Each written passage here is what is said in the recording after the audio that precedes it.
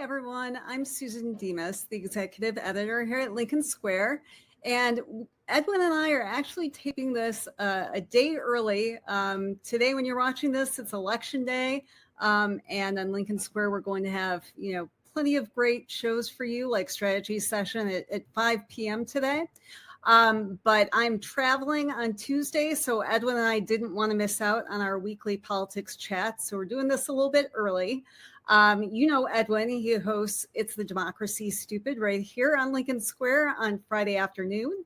That's also the name of his Substack. And you can also catch him on the radio in Chicago on Heartland Signal on Saturdays. Thanks so much for being here, Edwin. Of course. I'm happy that we found the time. Yeah, this is great. I'm glad we didn't have to miss out because it's one of my favorite times of the week. I know, and gosh knows we always have stuff to talk about. There is like that Roaring 20s Gilded Age party that neither of us were invited to by Donald Trump over the weekend. And we're just commenting on its similarities to versions of The Great Gatsby that we've seen. What fantastic timing here. I mean, really, it sends the message how little Trump cares about the fact that you shut down the government. Federal workers aren't getting paid. Now over 40 million people aren't getting their food stamps, and people are shopping for health insurance and seeing like 200% rate increases. But Trump's message to you is, who cares? I love that people are calling it a Gatsby party. I mean, I know it was themed as 1928. But Fitzgerald was a great writer, and he described these people as reckless with other people's lives. All that money just made them reckless. They didn't care about other people's lives. And that is what we are seeing from this administration. They could care less about the lives of Americans. They don't care about our health care. They don't care about, they will use food as a weapon against America's people. They are using troops as weapons in my city and in others. They do not care about America, not one bit. They want to be in their glittering palaces, and they have no sense of history. I mean, the last few times that happened, like the Romanov family did this, in the early 1900s, and did not end well. Didn't work out so well for them. A few centuries before, Louis XIV had Versailles, and about a couple generations later, didn't work out so well for them. For Louis XVI, right? Yep. Right. Yeah, we are at this fork in America, and we're either going to be a country we've never been, which is where there is a glittering little oligarchy of rulers, or we're going to be a great democracy. And there's nothing like having the moment you live in be so important to be morally clarifying. Yeah, absolutely. A lot of people took the chance and voted for Trump last year because they weren't happy with the economy. But, now you can ask people, are you better off than you were a year ago? And, unless you are a friend of Donald Trump's or in his family, most of us are not. Inflation is on the rise again. We know that so many people are suffering because of this government shutdown. And it's not a coincidence that in spite of all of this suffering, that, Donald Trump is holding a party like this to just rub it in all of our faces that he is doing just fine, better than ever. And he doesn't care how many of his voters, are now losing their food stamps. And let me tell you, it is an awful lot of his voters. I don't know whether they just believe their own lie that government programs have only been for Black Americans. They're such liars and such bigots that this is something they've been saying forever. Maybe they actually believe it, but they're going to find out pretty fast. And, again, reality has a way of hitting. And here we are. I was telling you this a little bit before we got on. My own personal journey of dealing with these guys, I've been out talking to a lot of people. I think we have cause for optimism. I think they have gone so far away from what Americans believe about ourselves, what we hope for about ourselves, what we believe about each other. They've gone so extreme, so radical to this group of this group of haters. It really just says, look, you believe what we believe, you look like we look, you kiss our hind ends, you'll be fine. Otherwise, go away. And that's just not this country. And they're not powerful enough no matter what to do that to us. And I see the country coming together to say enough. And we're going to have this great election while this is airing. People are going to be voting. And I think it'll be the first really important step of a really critical year when we push and push and push and finally break the Trumpist fever. And I want to say, in preparing for Susan, to think about this, I read a lot of stuff, including that great set of speeches that General Patton made to his armies as they were getting ready to take on the Nazis. And I just want to say to all of you listening who are a little worried, we're not asking you to die for the country, right? As Patton said, no bastard ever won a war by dying for his country. He won the war by making the other poor dumb bastard die for his country. So let us be aggressive. Let us be on the offense. You know what? And I know it's hard for Democrats to be on the offense because there's always some Democrat we disagree with, right? Forget it. Country's big enough for us to disagree. Go forward and keep your eye on the real prize, which is to end this Trumpist fever. Right. And, the Democratic Party is a big, broad tent. Tomorrow, in terms of the elections, we have Zoran Mandami, who is, a Democratic socialist running for mayor of New York City. And then not very far away in Virginia, you have Abigail Spanberger, who has a national security background, is more centrist. She's running for governor there. The party's big enough for them both. And they're both fabulous. Right. And they're different, but they're fabulous. And they both pose a complete contrast to the corruption and the incompetence and the cruelty of this administration under Trump. Right? Yes. Yeah. And so, let's look ahead, because we do have some critical elections coming up today on Tuesday when you're watching this. So we've got pretty much up and down the ballot, all the offices in Virginia and New Jersey. And you have a Democratic governor in New Jersey. Phil Murphy is term limited. Congresswoman Mikey Sherrill is running there. And that has been kind of closer than people have expected. In Virginia, you have a Republican governor who's term limited, so it's an open seat. I know Democrats are feeling very good about their chances there. And certainly, probably no state has been more affected by Trump's policies right now than Virginia, because of all the federal workers who live there, everybody who is connected to the government, with so much research that goes on. And, I think that will definitely be a referendum. We also have some critical Supreme Court seats in Pennsylvania, in Wisconsin. And then we have Prop 50 in California that would temporarily change the redistricting process there in response to the gerrymander that Trump ordered in Texas. So lots of things for us to keep our eye on. And Edwin, I think it's notable, you were feeling very optimistic. And I know we struggle sometimes to be optimistic when we chat. So let's stay in that space for a little bit. Just let's talk about the California referendum for a minute. Gavin Newsom is I don't know, 53-47, his polling and popularity in the state, right? But the polling on this proposition is like 62, 439 or something. It's much bigger. And what that tells you is that lots of California Republicans don't like what's coming out of Texas either, that lots of independents don't like what's coming out of the Trump administration. And they're saying, Californians, after all, voted on a referendum to get rid of gerrymandering. They don't like gerrymandering, right? But they're willing to say, I'm sorry, you're going to mess with the rules of this game. We are not disarming for you. And that's not just Democrats, that's independents, it's Republicans, and people who don't identify by party in any way, just saying what this government is doing this collusion of the right wing between, governors like Abbott and autocrats like Trump, we don't like. We don't see the nation that we love in what you're doing, and we're going to fight back. And I find that very sobering and good. Yep. And we're going, by the way, across the country, there are hundreds of school board races. And, Right. There's been battles in these very local races from book banners all over the country.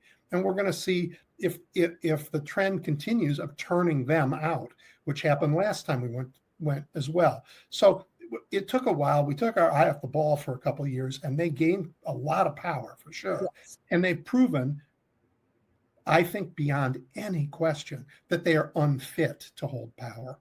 Absolutely. Unfit to hold power. And Americans, I think, see that and are eager for the opportunity. And I want to say about the New York race, one of the things that every side does in an election is there's voter suppression, and then there's expanding the voter base. And voter suppression is often done illegally and outrageously. Sometimes politics lets you do it, like just demoralize your opponent so they don't show up, right? What Mamdani has done is lead to a surge of new voters registering, young voters. And they're not just registering in New York. They're registering in Chicago and in other places, in part because they see that a party's not rejecting a guy like Mamdani, right? So expanding the base is one of the ways we win. And I'm delighted to see what's going on there. Absolutely. And, to me, it's a great lesson in, that you can be responsive to people's needs. So many people are struggling with affordability costs, from their electric bills to the cost of food, cost of rent, cost of their mortgages. And Zoran's campaign has been laser focused on that. And also, I think it says a lot that he is a good candidate for New York City. Abigail Spanberger is a good candidate for Virginia. And, it rings true when you are true to yourself as a candidate and true to the area that you're running in. And hopefully a lot of, younger Democrats who are feeling like they weren't being listened to enough and that the party apparatus is too old. Hopefully this is a moment where, they can see that, they are being listened to and there is room, because certainly we've seen the alternative with Trump in power. And, Trump's polling with young people in particular has just nosedived. So we know that people are not happy right now. I think the next step, and today is a critical step in that, is, okay, the alternative is the Democratic Party. Is that something that people are willing to get on board for? Is there enough for people there? Because there have been a lot of divisions. We saw that Kamala Harris would be president otherwise. Well, some of that's on us. We have to, but I think that's a lesson that's been learned. I think, when I talk to young people who are excited about Mamdani, I say, your criticism that the party establishment has to make room for people like Mamdani, legit, and a lot of the party is supporting Mamdani. A couple of people still aren't, right? But there are reasons for that are about money and politics right. But little political feuds at the local level. Yeah. But most people the Democratic Party is delighted with Mamdani and excited that he's going to win across the country. Right. I'd say to those same young people, the criticism that you have that maybe people have to make room for Mamdani, you have to make room for somebody like Abigail Spanberger. You have to make room. There has to be, because on your own, there's room for you in this tent, but not everybody's with, there's still a lot of people who are older than you, still a lot of people who have slightly different views, same values. We got to make, and they say, yeah, that makes sense. I mean, like, it's not all ours. They say to my generation, well, you made it all yours. I mean, the baby boomers were a big generation for sure. Yes. And I'm just the tail end of it, but still, They get it. They get that there's room. And I think that's fabulous. So I don't think we'll make the same, it's my way or the highway mistakes that were made at the end of the last campaign. Mm-hmm. And that, the Gaza issue was terribly divisive. Right. And made more divisive by smart Republican tactics. Absolutely. That did their best to make it divisive. Yeah. It was a terrible tragedy that they figured out how to use politically. They did. Being in Michigan, it was kind of ground zero of those dirty tricks by Elon Musk. Mm-hmm. And, I would have Jewish family members and I would have Muslim friends show me the exact same piece that they got. And all it was swapping who was to blame, who, if it was pro-Israel or pro-Palestinian, but the message was the Democrats are to blame. They're not on your side. And it was just such crass politics, but, it was enough to make a difference. And, there were a lot of people who were really dissatisfied with how the Biden administration handled things. Unfortunately, what we saw in the Trump administration was that, thousands of more people, especially children, had to die before there was a so-called resolution, although we know that this ceasefire isn't, really holding all that well. And, in spite of whatever good has come out of, an end to as much of the hostilities, there's been so little help and aid for the Palestinian people. That has not been a priority for this Trump administration. And that is a huge broken promise to a lot of people who changed their votes over this issue. Donald Trump's all about the real estate there. And and the U.S. Army is now sitting in southern Israel, right on the Gaza border. There is a command center that's supposedly going to oversee the rebuild. I'm almost speechless at the stupidity of it, of his lack of understanding of that region and of the needs of the people who live there. He thinks he's going to buy them all and send them to live in Switzerland somehow while he gets the real estate. It's just unimaginably crazy. But, unimaginably crazy is what this administration does. I mean, to declare as president, I have the right to declare a war that's not a war, so it's not covered by law, but I can say I can use lethal force and shoot all those boats. Right. Yeah. Right. Caribbean. Oh, yeah, there it is. Trump administration does the War Powers Act doesn't apply. We're going to war, but the War Powers Act doesn't apply. Right. We're at war with them, so I can kill them. Right. So he's killed, 80 or so people, just blown them out of the water. Yeah. By the way, while he says he might go to war in Nigeria to protect Christians, every one of those people he killed. Yeah, he declared war essentially via Twitter on Nigeria. That was a recent development. Yeah, I don't know. Maybe for the evangelical base, or maybe because Nigeria and Venezuela both are big oil countries. You just don't know with this crowd. And it's terrifying not to know why your government thinks it's appropriate to go to war or to withhold arms, for example, from our friends in Ukraine. We don't know because this is the least transparent, most corrupt administration in the history of the world. And the reason could easily be a private bribe, but normally huge public policy is something you talk about in public and you explain and you get the public to buy in. Are we at war? Aren't we at war? But this is not what's happening with these guys. They're like, okay, there's my crypto account. And are we at war? I don't know. Wait. Okay, we're at war. This is not how a great nation acts. No. It's not even how a mediocre nation acts. It's how a corrupt, petty tyrant acts. And that has never been us. Right. And there are many legitimate critiques of U.S. foreign policy over the years during both Democratic and Republican administrations. But I can say very confidently that, we were not seeing headlines like this under Biden or Obama or George W. Bush, where we're just wantonly killing people on ships in the middle of the Caribbean because we're claiming that they're cartel with no evidence.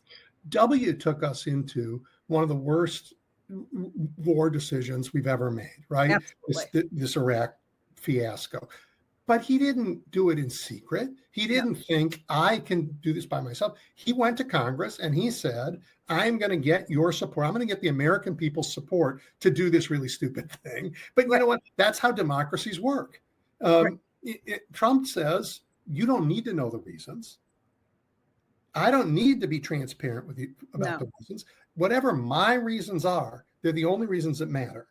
So I'm going to decide to blow up those boats, or I'm going to decide to go to war in Nigeria, or I'm going to decide to withhold weapons that Ukraine needs to defend itself, or we're going to declare peace in Gaza, even though there's no plan for the future of Gaza, that it's just chaos. And I might add a failed state right now, which is dangerous as all get out for anybody there. And Americans, I think, Susan, they figured out his game. And I know he's got a base that loves him, but most Americans, you look at all the polling, they're moving away from him. Yeah. I just think there's something amazing about the American people. And, we fix our mistakes. We always have. And here we are going to rise to this. And we're seeing it in this election that's going on now. We've seen it in the No Kings marches. I see it on the streets of Chicago. It is a beautiful thing. These aren't organized protests here, right? We have some of those, but I'm talking about like ICE shows up and everybody leaves their homes and runs out on the street to protect each other. This is a beautiful thing. Yeah. And this weekend, there were people that look like me, white men saying to Latino families, we will go trick-or-treating with your kids so your kids get that chance to do all of this stuff while you stay safe. Yeah. Right? This is unheard of and spectacular. It's a beautiful thing being born. I don't know where it'll end up, but I am confident it'll end up with Trumpism in the ash heap. And I thought it was really striking. Trump was on 60 Minutes over the weekend, and he was asked about these draconian policies for ICE in Chicago and all of these videos that we've seen of people getting tear gassed and of children being dragged from their homes and zip tied. And what was Trump's response? I don't think they've gone far enough. Right. And he blamed judges, and he blamed judges appointed by Obama and Biden. But it's not just those judges. There are plenty of Republican judges who have put the brakes on his illegal actions. The judge in Portland is his appointee. Right. His appointee. His, not anybody else's. I mean, he's just a liar in every time he opens his mouth. And that he is determined to declare an insurrection when there isn't one, and to send the military on our streets after he has said to them, it's okay to break the law and kill people at sea. It's okay to, right? He wants our military to think it's okay to kill Americans. I do not believe in the end of the day they will. I mean, we've talked about this. I've asked everybody I can. I keep asking them, are we getting close to where the military is prepared to Tiananmen Square Americans? And everybody says, no, they won't do it. They won't do it. That's not what they've trained for. You know, when I was walking around Washington, D.C. and the National Guard troops were out, none of them looked like they wanted to be there. You know, my heart goes out to those guys. I mean, can you imagine? They all got pulled away from their day jobs. Mm-hmm. They have real jobs. They have family. And instead, they're picking up trash on the mall and wondering why they're there. And they don't even get full benefits. The president doesn't care about them at all. No. You know, it's just their props in his game. Right. Exactly. And, you know, certainly we've seen that there have been these horrible tactics by, you know, ICE in Chicago. The videos are horrific. It seems like a lot of those people did sign up, and it would be great to know more about who these shock troops are hiding under masks. But joining the National Guard is quite different. You know, your mission is not to go kill Americans. No, and they're better trained. This crowd that they've rushed into the Customs and Border Patrol, and Greg Bovino strutting around Chicago in his Wehrmacht, Is it true that he's about 5'2"? He reminds me of, I don't know if anybody's a Doctor Who fan, but he's like playing the Dalek. You know, he's got that coat that goes out like a Dalek outfit. He's saying, exterminate them. You know, like, okay, good. And he's riding around on the floorboards. He's got a car with a floorboard, so he can ride around on the outside with his arm raised. I mean, seriously, if you weren't hurting people, it would be Right. fun, but they are hurting people. They're Right. really hurting people and terrorizing neighborhoods, causing enormous economic damage to this city, as well as personal challenges. But they are also uniting Americans. And the deeper they go, the more Americans now trained in how to peacefully resist these guys, awake to the danger. I think we're not just going to survive this day. We're going to thrive, and they're going to be in the ash heap. And he can bloviate all he wants, Susan. He can go on Truth Social in all caps and thank us for our attention to this matter, right? And pour more champagne and have more people dance in giant crystal glass goblets and go to the gold toilets in the back room. And you know what? And they can party all night long and they can stay there. And the rest of us are going to go, okay, buddy, that is just not okay. Like, you promised you cared about Americans, and now we know better. All those things that everybody said about you were true. All those things you said about yourself, lies. And once people figure that out, they're going to be mad. Yeah. Well, you wrote a piece that we published last week, and I think we have that. And one thing that you have been talking about for a long time is that, Chicago is really ground zero, and you feel like this is Trump's Waterloo. And I feel like those stories that some of the local media has been really great about telling, and that you've been sharing about neighborhoods coming together, that has given me more hope about us getting through this period than probably just about anything else. Yeah. I mean, it isn't that Chicago is a blue city. That's not what's going on here. Chicago is an American city with people who, despite how busy they are with their day jobs, want to take care of each other. We understand we are in community together, and attack on one is attack on all, and people are rising to the occasion. And I don't mean to say Chicago is ground zero in the sense of it's the only place under attack. Right. I know this administration. I mean, you talked about earlier what damage they've done to Virginia, right?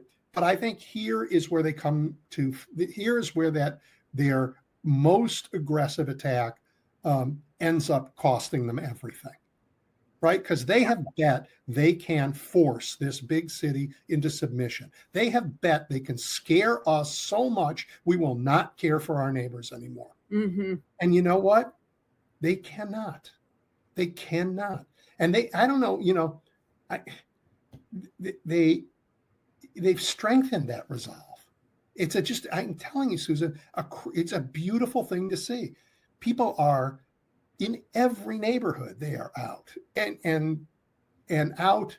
I mean, I don't know if there's a whistle left in America, because everybody's got them here. They're running around when they see ice, they blow the whistles. People then run out. They surround every kid they can find to make sure they're safe. It is a beautiful, beautiful thing. And ICE, because they're untrained and they're scared, and they know they are in a city that does not want them here, they react badly. They point their guns in people's faces. They zip tie journalists. They gas with some regularity streets as they're backing up, and then they go to court and lie about it. Mm-hmm. And you know what? The courts are holding. They're saying, "I'm sorry, we just took testimony. Those things that you said. Do you want to rephrase that? Do you want to change your statement? Because, like, here, 19 witnesses will say they saw something else." And, and they are backing off, and they're under. And what scares me as much as what they're doing on our streets is that John Sauer, the Solicitor General of the United States, went to the Supreme Court and said, "Here are the facts, judges." And all those facts that he listed are facts that the trial court, who heard the testimony, who looked at the evidence, said, "Yeah, that's not true." Mm-hmm. Right? So we're going to find out in short order whether the Supreme Court tells all the judges in the nation that kangaroo courts and political truth matter more than actual evidence and actual testimony. And that would be a horrible thing. And that may be a bridge too far for them. I feel like this administration, their main goal has been to create their own reality. And so, right now they're getting the footage that they want for their dumb commercials on the streets of Chicago with the ICE agents. And, they're telling a certain story to their voters in right-wing media on Fox News. But yeah, see, Chicago, it's so dangerous. See, we're protecting order and we're stopping crime. But, in court, when all you do is throw out propaganda and lies instead of facts, that's one of our guardrails. Right now, it's holding at the trial court level. Yep. We need to see if the Supreme Court is willing to knock this one down too, because if they do, that means that the Trump administration can just lie with impunity in the courts. Yeah, I think that's even for this Supreme Court, I think that's a bridge too far. They've surprised me before, but I think the mood of the country matters to them too. And you said they want to live in their own world, but now the country's seen what that world is. Right. That world is, we get the butt, the barrel end of the gun, and they get their champagne glasses and their glittering suits and their flapper outfits, right? And we get our kids tear gassed. And they get to refill their champagne, right? And we get told, no, we're not going to pay for food stamps. And if you're a farmer, too bad. We're going to buy beef from Argentina. We don't care about you either, right? I mean, like you can't do anything for this administration and get any credit for it. Rural America voted, like 99% for the Trump administration. And what did they get for it? They got their soybeans told to rot in the field. They got told, we're going to bring in foreign beef, nothing. And we're going to close your local hospital, and maybe you won't have a high school for your football team. So you can't. So I think we see what world they want to live in. And it is, like I said, the Romanov world, right? It's like, we're going to have our palace, and let, what goes on outside our palace, let them eat McDonald's or whatever it is. That did catch up to them in a fairly dramatic fashion. Yeah, and they weren't a democracy, and they had no history of it. But we are a great democracy, and we'll catch up faster here, and we don't have to cut anybody's heads off. We don't need guillotines. We're just going to go vote them out of office and fix again the damage that they caused. Yeah, I mean, when I see the Trump administration, their USDA is sending out letters to grocery stores telling them you can't run specials to help people who just had their food stamps cut off, or we will take action against you. What is that about? What is that about? It's such wanton cruelty. Exactly. And you contrast that. I mean, it's such a let them eat cake moment, with this party that they held. And, I think that if the elections on Tuesday turn out the way that we think they will, where Democrats are going to win certainly in Virginia, looks like New Jersey might be close, but the Democrats seem to have the edge. The referendum in California for redistricting goes through. Zoran wins in New York City over Cuomo, on and on and on. That's a pretty strong rebuke of Trump. Very strong. And at some point, Mike Johnson's going to have to. Absolutely. Yeah. At some point, Mike Johnson's going to have to say, "Oh, wait, Congress is still in the witness protection program, but they got to come back soon." And when they do, the uninvited guest at that Mar-a-Lago ball is Jeffrey Epstein, right? And if he were alive, he'd have been there for sure. Well, I've heard rumors that Trump's new ballroom will really be the Jeffrey Epstein Memorial Ballroom. The Lincoln Project has a great ad on that. You might want to check out, everyone. But I mean, who better to honor, right, than one of Trump's closest friends? Yeah, who kind of embodies the spirit of this White House. We're going to find out, because all of it's coming to light. Even they're going to try and hide it, But at some point, Congress has got to go back to work, and the votes will be there to discharge this stuff. Then we're going to see how they hide there. I mean, the man's terrified, and he's acting terrified. He's willing to blow up the whole world rather than be held accountable. And I don't believe Americans are going to let him. We're going to throw him out. We're not going to let him blow up the whole world. We've seen that all he knows how to do is damage. Done with him. And Americans have decided, and when we decide, it's a pretty great thing. And his poll numbers are they're not just edging down; they are dropping down. Yes. Right. And the cowards with him, you sort of are beginning to see cracks on the Republican side, not big ones because they're still afraid, but you see people saying the Senate voting to get rid of the tariffs, for example. That's interesting. Marjorie Taylor Greene preparing her own presidential bid by trying to separate herself from them. This is all creating what we used to see on the Democratic side.